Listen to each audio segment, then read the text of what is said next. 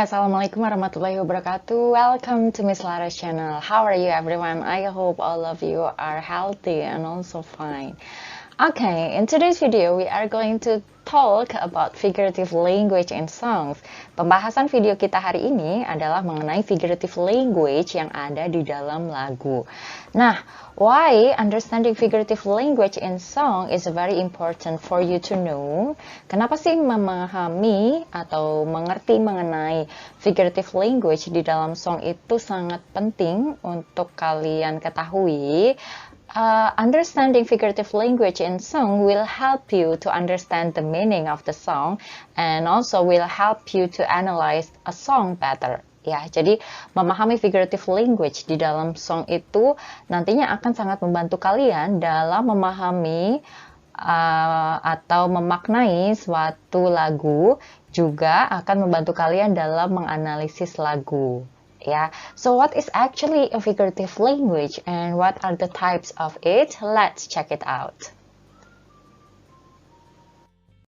Okay, first of all, kita bahas dulu sebenarnya apa sih figurative language? What is figurative language?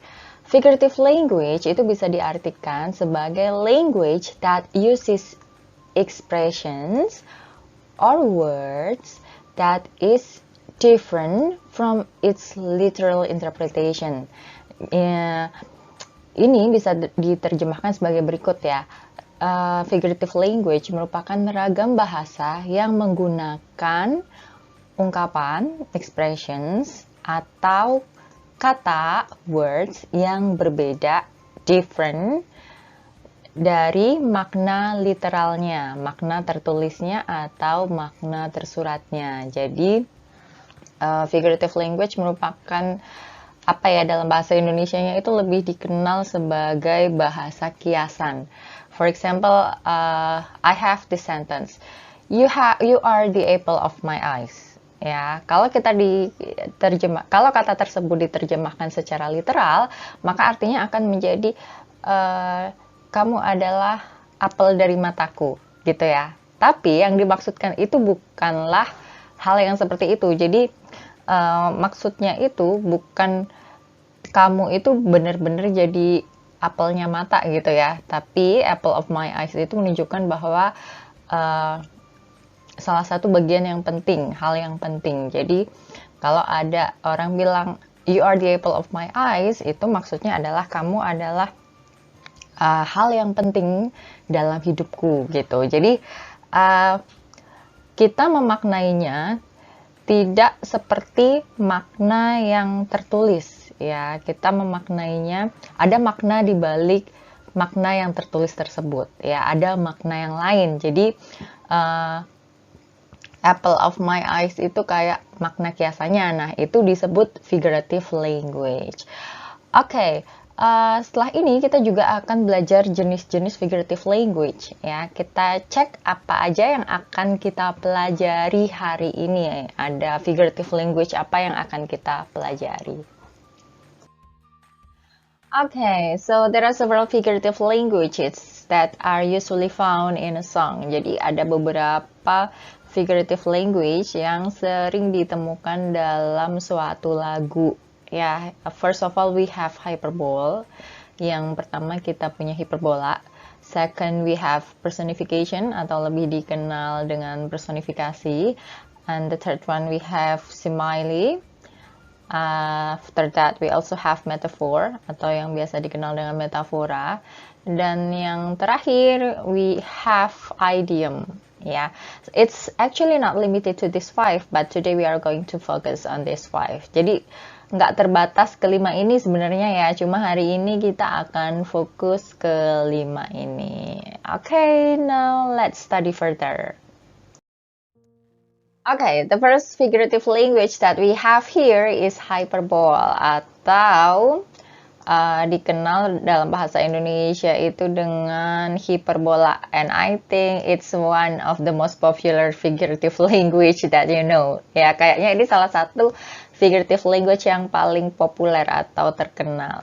Nah, what is hyperbole? Hyperbole itu di sini didefinisikan sebagai exaggerations that are not meant to be taken seriously. Nah, Kata kuncinya ada di exaggerations-nya. Exaggerations itu kalau diterjemahkan merupakan sesuatu hal yang berlebih-lebihan, ya, sesuatu hal yang berlebih-lebihan. Jadi dalam bahasa Indonesia mungkin kita lebih kenal dengan pokoknya hal-hal yang lebay gitu ya. Jadi lebaynya ini tidak dimaksudkan benar-benar seperti itu, nggak selebay itu sebenarnya, ya. So, I take an example. Saya ambil dari contoh nih, salah satu lagu populer, judulnya You Are The Reason, di mana ada bagian lirik lagunya yang bunyinya seperti ini. I'd climb every mountain and swim every ocean just to be with you and fix what I've broken. Nah, kalau diterjemahkan secara literal, maka artinya seperti ini.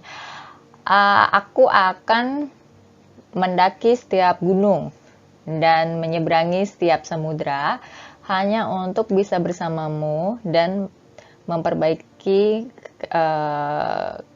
apa yang sudah aku patahkan atau memperbaiki semua kesalahanku gitu ya. Tapi di literal meaningnya itu sebenarnya bukan berarti kita benar-benar akan mendaki setiap gunung dan menyeberangi semua samudra hanya untuk bisa bersama seseorang gitu ya. Nggak seperti itu. Jadi yang dimaksud dengan I'd climb every mountain and swim every ocean itu kita akan melakukan segalanya. Kita akan melakukan hal yang semaksimal kita gitu. Jadi tidak lantas benar-benar diartikan mau benar-benar mendaki gunung nih atau mau benar-benar menyeberangi lautan nih. Nah, itu letak hyperbolnya atau berlebih-lebihannya. Jadi walaupun yang tertulis seperti itu, tapi yang dimaksudkan adalah kita akan melakukan segalanya, melakukan segala sesuatu semampu kita gitu ya. Jadi jangan dianggap benar-benar nih mau menyeberangi lautan gitu, mendaki gunung gitu ya. Oke, so that is about hyperbole. Ingat, hyperbole kata kuncinya exaggerations, yang berarti melebih-lebihkan sesuatu atau sesuatu yang berlebih-lebihan.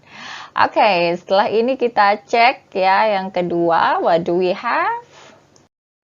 After hyperbole, we have personification. Jadi setelah tadi kita belajar tentang hyperbole, sekarang kita belajar tentang personification atau personifikasi.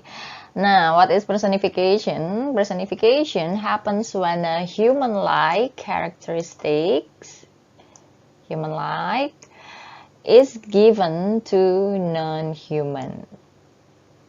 Ya, jadi penjelasannya ini personifikasi adalah ketika suatu hal yang bukan manusia, yang non-human, tapi dia diberikan karakter seperti halnya dia itu manusia. Ya, contoh mudahnya gini. I say the tree is dancing with the wind. Ya, the tree is dancing with the wind. Yang mana kalau diterjemahkan secara literal itu bunyinya gini. Pohon itu menari bersama angin. Ya, padahal kita tahu ya, tree itu kan bukan manusia. Ya, the tree, pohon itu bukanlah suatu manusia, dia non-human, bukan manusia. Tapi I say the tree is dancing. Pohon itu menari. Nah, menari itu kan merupakan karakter atau suatu kegiatan yang hanya bisa dilakukan oleh manusia. Ya, jadi yang bisa menari itu kan manusia, sementara pohon itu benda mati, tidak bisa menari, tidak bisa melakukan kegiatan menari seperti manusia gitu. Nah, yang dimaksud the tree is dancing with the wind itu bukan pohonnya yang beneran menari-nari berdansa kayak manusia, tapi maksudnya adalah pohonnya itu tertiup angin sehingga dia itu bergerak dan bergoyang-goyang seperti itu, ya. Terus kalau dari salah satu lirik lagu, saya ambilkan contohnya dari salah satu lagunya Coldplay. Coldplay is a famous band, and the title is Fix You. Ya, ini salah satu contoh. Ada figurative language personification di lirik lagu ini. Kita perhatikan bareng-bareng. Di sini ada tulisan lights will guide you home and ignite your bones and I will try to fix you. Nah, kita coba cari bareng ya, mana nih personification-nya. Personification-nya, kita amati baik-baik, itu ada di bagian sini. Lights will guide you home and ignite your bones. Ya, jadi di sini jika diterjemahkan itu kayak lights, cahaya akan menuntunmu ke rumah dan menyalakan tulang-tulangmu. Nah, itu bukan maksudnya cahaya itu kan benda bukan manusia ya, non-human ya, tapi dianggap bisa melakukan kegiatan seperti halnya manusia. Ya, bisa menuntun dan juga bisa menyalakan. Tapi bukan ini maksudnya lights will guide you home and ignite your bones itu kayak lights itu bisa diartikan berbagai macam ya, misalkan Tuhan atau apa akan menuntunmu ke rumah dan akan ignite your bones itu maksudnya mengembalikan semangat kamu gitu ya, mengembalikan semangatmu, bukan benar-benar tulangnya terus ignite dinyalakan gitu ya. So this is about personification. Next, let's go to simile. Okay, now let's study about simile. Nah, simile happens when two unlike things, ya, ketika ada dua hal yang berbeda, are compared, dibandingkan, using like or as. Ya, jadi ketika ada dua hal yang berbeda dibandingkan menggunakan kata like atau as. Like atau as itu artinya adalah seperti. A simple example is like this. Contoh gampangnya, contoh sederhananya seperti ini. Saya bilang, she is like a diamond. Ya, she is like a diamond. Nah, diterjemahkan itu kan artinya dia seperti berlian. Nah, ada dua hal yang dibandingkan di sini. Yang pertama adalah she. Yang kedua adalah diamond. She itu kan merujuk kepada seseorang dan seseorang tersebut adalah perempuan. Nah, si she ini atau dia, perempuan ini dianggap seperti berlian. Padahal kita tahu ya, perempuan dengan berlian adalah suatu hal yang sangat berbeda, dua hal yang sangat berbeda. Dari segi wujudnya dan karakternya dan sebagainya itu merupakan hal yang sangat berbeda. Nah, dua hal ini dibandingkan, jadi seolah-olah seperti dia ini adalah berlian. Nah, literal meaningnya bukan berarti dia ini, si perempuan ini berwujud sama kayak berlian, bukan. Tapi kita lihat dulu nih, oh diamond, berlian ini kan dianggap berharga, kemudian apa ya, pokoknya suatu perhiasan yang wah seperti itu. Nah, ketika kita membandingkan seseorang seperti dengan berlian, maka kita bisa bilang, oh berarti ini yang dimaksud dia ini nih sangat menonjol dan sangat berharga gitu ya. Makanya kita sampai bilang, she is like a diamond. Jadi bukan dianya ini berwujud seperti berlian, tapi dianya ini berharga seperti itu, seperti berlian gitu ya. Nah, contohnya lagi, ini ada lirik lagu yang saya ambil sebagai contoh juga. Ada kalimat begini, you fill up my senses like a night in the forest, like a mountain in springtime, like a walk in the rain. Jadi kamu mengisi perasaanku, mengisi hidup-hidupku itu seperti malam hari di hutan, seperti gunung di waktu musim semi, seperti berjalan di tengah hujan. Ini maksudnya kayak kamu itu melengkapi aku gitu ya. Walaupun mungkin kalimatnya menggunakan banyak majas, like a night in the forest. Kita kan bisa membayangkan ya, oh kalau malam di dalam hutan itu kayaknya menenangkan gitu. Terus mountain in springtime itu tuh kayak gunung di waktu musim semi itu kan indah, semuanya bermekaran. Terus like a walk in the rain, terus berjalan di tengah hujan itu kan kita bisa bayangkan sebagai sesuatu yang apa ya, mungkin yang romantis gitu ya, yang romantis. Jadi ketika ada kalimat seperti ini maksudnya adalah kamu mengisi hidupku, kamu mengisi hariku menjadi apa ya, rasanya mungkin lebih sempurna, seperti itu. Ya, kita bisa memaknainya seperti itu. Okay, next, let's go to the next figurative language. Okay, now we have metaphor. Kita sekarang punya figurative language baru nih, namanya metaphor ya. Ada lagi nih metaphor. Nah, metaphor is like simile ya. Metaphor ini sangat mirip banget dengan simile ya. Jadi yang membedakan apa? Kita cek bareng-bareng ya. So both are about two unlike things which are compared. Ya, dua-duanya itu sama-sama mengenai dua hal yang berbeda yang dibandingkan. Ya. Tapi kalau tadi kita flashback ke simile, kalau simile itu dibandingkan menggunakan like atau as. Jadi kalau simile itu ada kata like atau ada kata as-nya.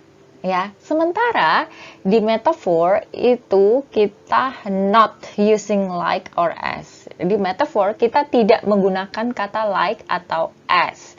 Ingat, ini mirip banget dengan simile. Bedanya, kalau simile ada kata like atau as-nya. Kalau metaphor tidak ada kata like atau as-nya. Jadi sama-sama membandingkan dua hal yang berbeda. Tapi kalau simile pakai like dan as, kalau metaphor tidak memakai like maupun as. Contohnya, kita lihat nih, ada kalimat, ada lirik lagu nih di sini, you are my sunshine, my only sunshine, gitu ya. Ada you, kemudian di sini ada my sunshine. Kamu adalah matahariku. You are my sunshine. Kamu adalah matahariku. Ini secara literal tidak berarti you, kamunya itu berubah menjadi matahari ya, bukan berubah menjadi matahari. Jadi you itu dibandingkan sama seperti dengan sinar matahari atau matahari untuknya. Nah, maksudnya you are my sunshine ini adalah kamu adalah matahariku, merupakan artinya itu adalah kamu adalah orang yang penting untukku ya. Kamu orang yang sangat berarti untukku, karena matahari, bayangkan matahari itu kan punya peran yang sangat esensial, sangat penting, yang mana kita itu nggak bisa hidup tanpa matahari ya. Jadi matahari itu penting. So kita ketika ada kalimat you are my sunshine membandingkan kamu dengan matahari, maka kamunya ini dianggap penting loh, gitu, kayak matahari gitu ya. Ini bukan yang terakhir banget, like I say, there are so many other figurative languages ya, other than what we are discussing today. Nah, idiom ini bisa diartikan sebagai a group of words with a meaning that is different from its literal meaning. Jadi kelompok kata dengan arti yang sangat berbeda dari arti yang tertulis. Oke. Yang membedakan idiom dengan yang lain ya, misalkan idiom dengan metaphor, ini adalah idiom itu punya arti yang benar-benar beda, dan kadang kita itu nggak nyangka artinya bisa sampai seperti itu gitu. Kalau misalkan di metaphor atau di simile tadi, ketika kita ngomong you are my sunshine, itu kita masih bisa menebak tipis-tipis ya. Oh, you are my sunshine. Sunshine itu berarti matahari itu kan yang penting, yang apa namanya, yang esensial gitu. Nah, sementara idiom ini benar-benar bisa beda. For example, if I say break a leg ya, break a leg. Break a leg itu kan bisa diartikan kalau secara literalnya ya, secara tersuratnya itu patahkan kakimu gitu ya. Padahal maksudnya itu bukan patahkan kakimu, maksudnya ayo semangat ya gitu. Jadi benar-benar bisa menyimpang jauh banget. Terus ketika saya bilang, okay, there is a butterfly in my stomach ya. Ada kupu-kupu nih di perutku, ya.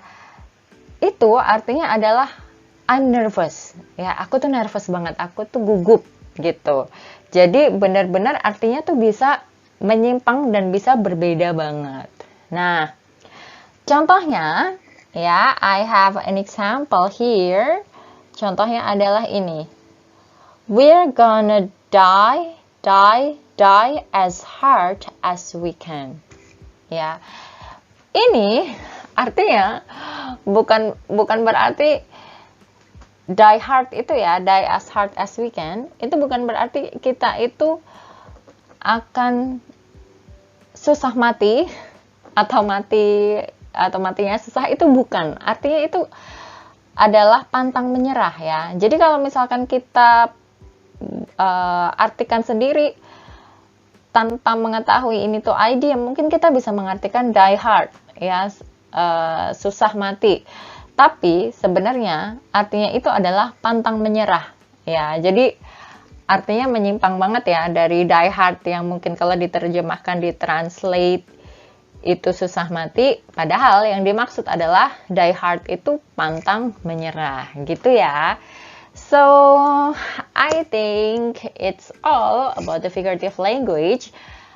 Before closing the video, I have a practice for you about all the figurative languages that we have discussed today.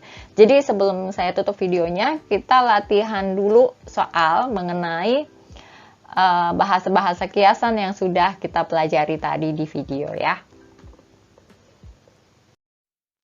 Alright, now we have arrived at the practice section, and in this practice section I would like you to guess which figurative language is found in each lyrics. Ya, jadi di bagian latihan ini saya ingin kalian menebak kira-kira figurative language apa nih yang terdapat di setiap lirik. Okay, let's start from number one. Number one, ada lyrics tulisannya gini, my heart feels like December. Kita cari dulu kata kuncinya, ada my heart, kemudian ada December. Jadi my heart itu dikomparasikan atau dibandingkan seperti dengan bulan Desember. Terus ada juga like di sini. Nah, kita ingat-ingat lagi, tadi kalau membandingkan dua hal ya, comparing to unlike things using like or as, maka dia namanya adalah simile. Okay, and for number two, ada lyrics gini, you've got a smile that could light up this whole town. Ya, kamu punya senyum yang bisa menerangi seluruh kota. Nah, kalau kayak gini, kira-kira masuknya yang mana nih? Kayaknya ini terlalu berlebihan ya, it's too exaggerating ya, jadi terlalu berlebihan. Masa iya sebuah senyum bisa menerangi seluruh kota gitu kan. So for number two we can say that it is a hyperbole.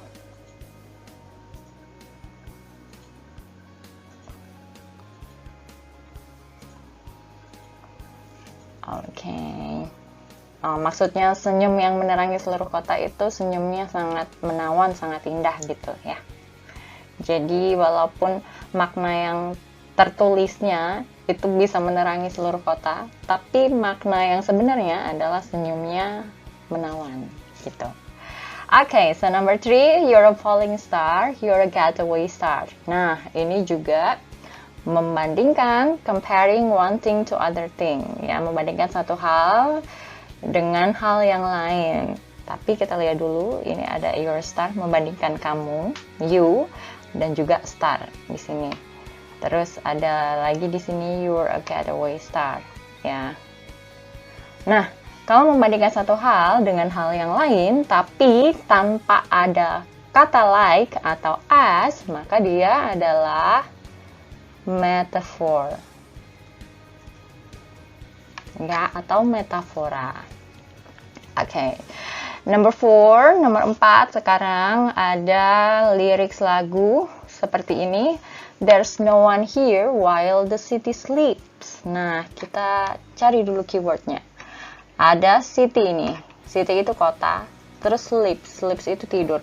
Kota itu kan non-human ya, maksudnya bukan manusia, tapi dianggap atau diberikan karakter seperti halnya manusia. City sleeps, kota tertidur. Maksudnya kotanya itu sepi atau kondisinya sudah malam gitu ya, city sleeps. Nah, kalau kita memberikan human-like characteristics to non-human, maka ini namanya adalah personification. Jadi nomor 4 jawabannya personification. Alright. Terus yang terakhir nomor 5. Maaf ini agak ketutup ya liriknya ya, tapi bunyi lengkapnya tuh gini. Cause I am a champion and you're gonna hear me roar. Ya, you're gonna hear me roar. Ini lirik lagu dari Katy Perry, judulnya Roar. Dan you're gonna hear me roar itu roar kan artinya meraung ya. If you know a sound of a lion, kalau kalian tahu bunyi dari suara singa itu kan mengaum, roar gitu. Nah, ini maksudnya bukan berarti orangnya itu meraung-raung seperti singa ya. Jadi you're gonna hear me roar itu maksudnya adalah kamu akan melihat aku sukses, you're gonna see me succeed ya. Jadi artinya kan agak menyimpang dan agak beda, mengaum dengan sukses gitu. Nah, kalau yang nomor 5 ini namanya adalah idiom ya. Jadi kalau idiom dengan metafor itu mungkin sekilas agak sama, tapi sebenarnya kalau metafor itu kita bisa tebak-tebak artinya. Kayak metafor you are a diamond gitu ya, you are a diamond. Diamond itu kan barang yang berharga, itu berarti kamu adalah orang yang berharga. Atau the snow is a white blanket ya, salju itu kayak hamparan selimut putih. Nah, itu maksudnya saljunya tuh tebel ya, dimana-mana warnanya jadi putih gitu. Kita bisa mengira-ngira artinya. Tapi kalau idiom itu artinya lebih unexpected atau lebih tidak terduga ya. Kayak misalkan tadi sudah dijelaskan break a leg itu bukan artinya mematahkan kaki, tapi oke, sukses ya gitu. Atau misal saya bilang I cross my finger for you, itu bukan berarti saya benar-benar akan crossing my finger gitu, tapi maksudnya adalah good luck ya, semoga sukses ya gitu. Jadi kalau idiom artinya lebih tidak terduga. Okay, so that's all for our video today. Thank you very much for paying attention, and I'm going to see you in the next video. If you have any question, you can ask me through the comment column. So thank you so much. See you. Wassalamualaikum warahmatullahi wabarakatuh.